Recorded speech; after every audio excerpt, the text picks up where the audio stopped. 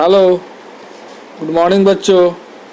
मैं बंटी सर आज आपके लिए वायरिंग सिस्टम में इंडियन इलेक्ट्रिक रूल को लेकर आया हूँ, जो ISI के नियम के अनुसार बनाया गया था। देखिए ऊपर में आपका लिखा हुआ प्रश्न में, ठीक है, जिसे मैं अंडरलाइन करके दिखा रहा हूँ।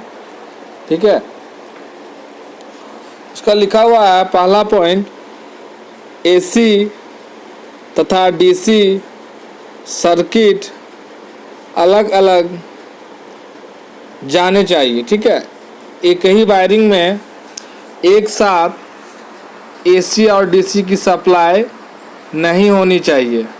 ये इंडियन इलेक्ट्रिक रूल के अनुसार है। ठीक है, हम लोग जैसा कि जानते हैं 3 फेज की लाइन, देखिए लिखा हुआ है 3 फेज की लाइन, दिख रहा होगा आपको। 3 फेज की लाइन को हम लोग रेड, येलो और ब्लू रंग से दिखानी चाहिए तथा न्यूट्रल को ब्लैक रंग से। ये हम लोग AC में तीनों सप्लाई की पहचान के लिए करते हैं।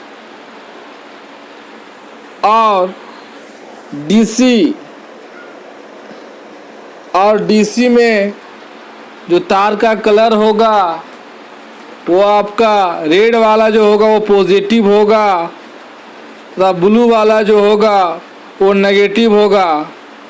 ठीक है, ऐसा हो सकता है कि ब्लू के जगह ब्लैक भी हो सकता है। ठीक है, देखिए साफ साफ लिखा हुआ है ब्लैक की जगह ब्लू का भी इस्तेमाल हो सकता है। ठीक है, ये हमारा इंडियन इलेक्ट्रिक रूल में AC तथा DC परिपथ की तारों को कलर से पहचान सकते हैं यदि सही कलर का इस्तेमाल करें तो। दूसरा हमारा पॉइंट है, यदि वोल्टेज 250 से अधिक हो जाता है तो DB मेन स्विच पर खतरा या का चिन्ह लगाना आवश्यक होता है। यदि 250 वोल्ट या अधिक हो जाए तो खतरे का बोर्ड लगाना अति आवश्यक है, क्योंकि मैं पहचान सकूं या कोई भी व्यक्ति पहचान सके कि उसमें 250 वोल्ट से अधिक की सप्लाई है। इस प्रकार हम लोग DP मेन स्विच लगाते हैं। इसे ICDP भी कहते हैं या ICTP भी कह सकते हैं।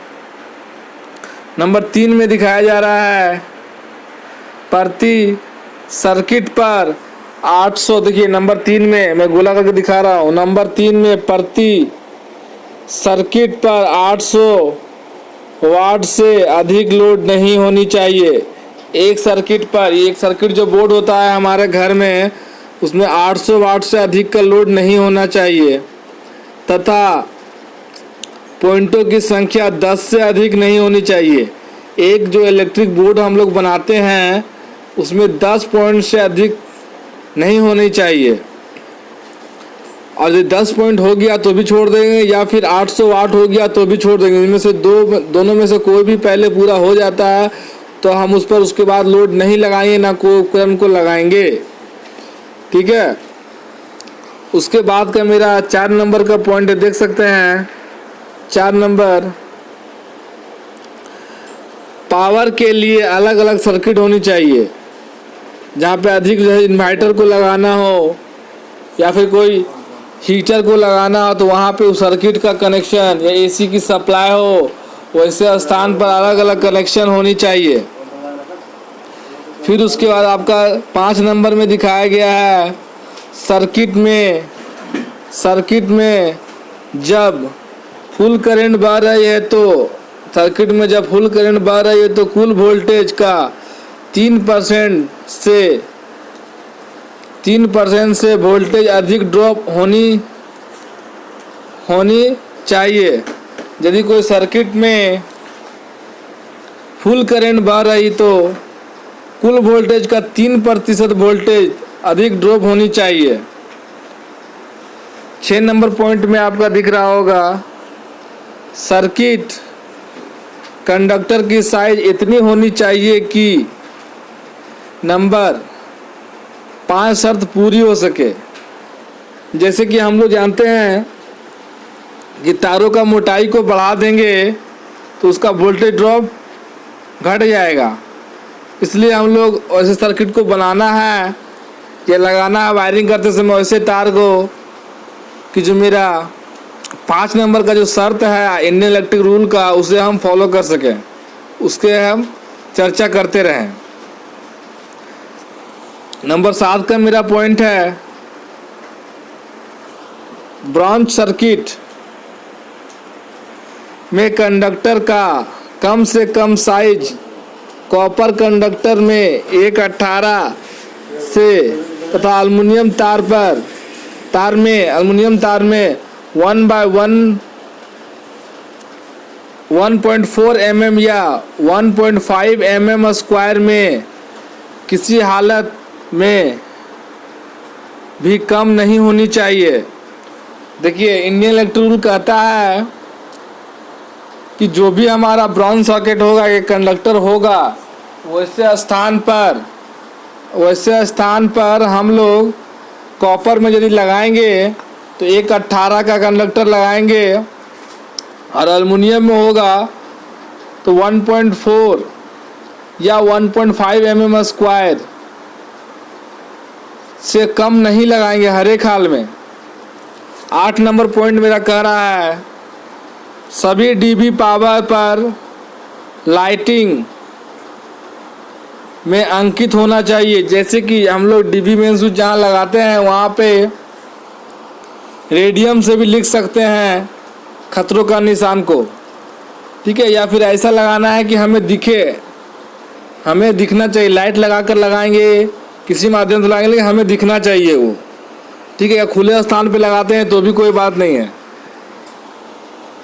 ठीक है। उसके बाद 9 नंबर पॉइंट मेरा कहता है, सभी 9 नंबर पॉइंट को देखिएगा, इम्पोर्टेंट है।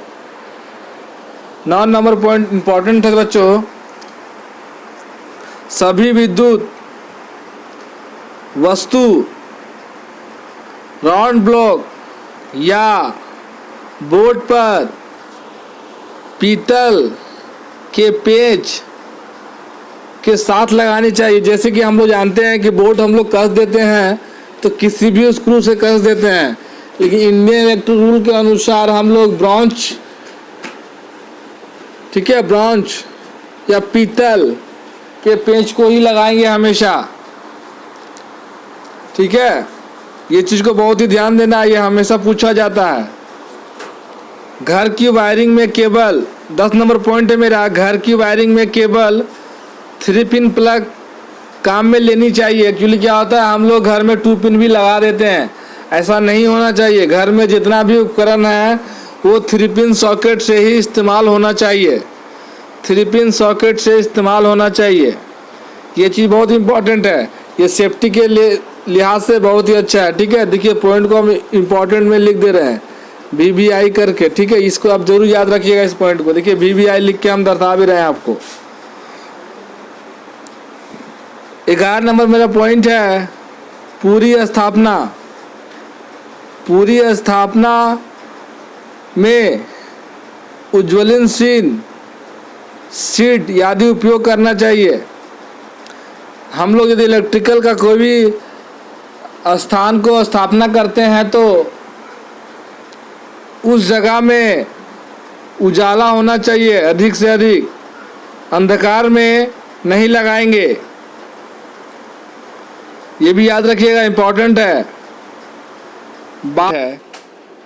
दिख रहा होगा आपको 12 नंबर जो मेरा पॉइंट है, सभी लोहे के बने विद्युत में काम आने वाले वस्तु मेन स्विच आदि को अर्थ करना आवश्यक है। जी हाँ बच्चों, आप जानते होंगे कि विद्युत से काम होने वाला जितने भी इलेक्ट्रिकल उपकरण हैं ये लोहे के बने हुए हैं, ये लोहे के बने हुए उसके बॉक्स है, जैसे ICDP main switch, ICTP main switch, ये सब सारे स्विच को बॉडी अर्थ करना अति आवश्यक होता है, अति आवश्यक होता है। ये बहुत महत्वपूर्ण पॉइंट है। उसे बॉडी अर्थ करना बहुत ज़रूरी है, जिससे विद्युत शॉक से हम बच सकते हैं।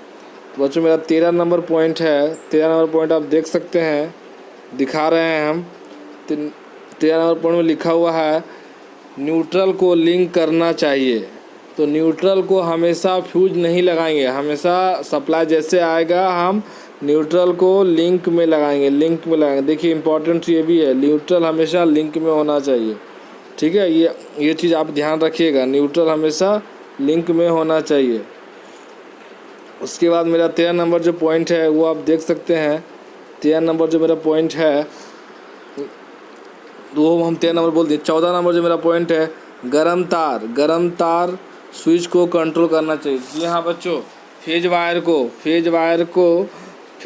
को हमेशा स्विच से ही कंट्रोल करेंगे, फेज वायर को हमेशा स्विच से ही कंट्रोल करेंगे, याद रखेंगे, बहुत महत्वपूर्ण है। फेज वायर को हमेशा स्विच से ही कंट्रोल करेंगे, ये चीज़ याद रखिएगा। फेज वायर को हमेशा स्विच से ही कंट्रोल करेंगे। देखिए हम घेर कर दिखा रहे हैं आपको, ये पॉइंट इंपॉर्टेंट है। फेज वायर को हमेशा स्विच से ही कंट्रोल करेंगे, बहुत इंपॉर्टेंट है, हमेशा काम में आएगा, वेरी वेरी इंपॉर्टेंट। देखिए लिख दे रहे हैं हम आपके स्क्रीन पर, वेरी वेरी इंपॉर्टेंट, ये चीज़ याद रखिएगा आप, ठीक है। नेक्स्ट मेरा जो है आपका 15 नंबर है, ठीक है। 15 नंबर जो मेरा कह रहा है ये भी चीज़ इंपॉर्टेंट, सभी बोर्ड पृथ्वी यानी ज़मीन से 1 मीटर 1.5 मीटर की ऊंचाई पर लगी होनी चाहिए। जी हाँ बच्चों, सभी बोर्ड हमेशा ज़मीन से 1.5 मीटर की ऊंचाई पर लगी होनी चाहिए। सभी बोर्ड ज़मीन के 1.5 मीटर की ऊंचाई पर लगी होनी चाहिए, इंपॉर्टेंट है। सभी बोर्ड, जितना भी घर में बोर्ड लगा हुआ है।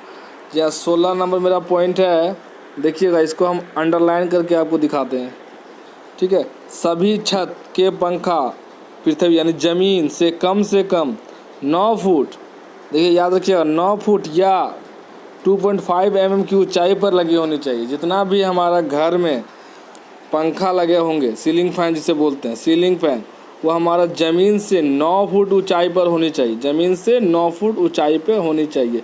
जी हाँ, ये इंडियन इलेक्ट्रिक रूल कहता है, ISI नियम कहता है, ठीक है, ज़मीन से उतने ऊंचाई पर होनी चाहिए।